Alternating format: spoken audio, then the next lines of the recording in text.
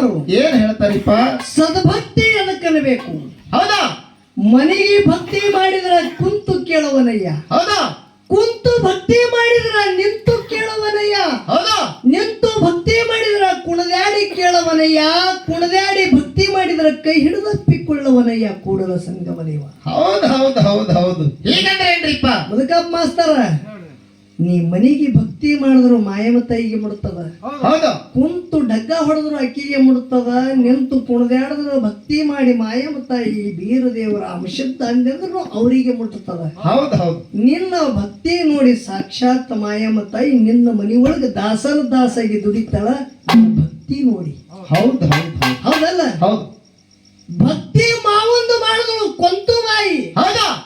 ಮಾಯದ ಗುಡ್ಡಕ್ಕೆ ಹೋಗಿ ಮಾವ ಅಂಶದ್ದನ ಭಕ್ತಿ ಮಾಡಿದಳು. ಹೌದು. ಯಾಕ? ನನ್ನ ಮಾವನೇ ನನ್ನ ಹೊಟ್ಟಿಲಿ ಪ್ರತಿ ಅವತಾರ ತೊಡಬೇಕು.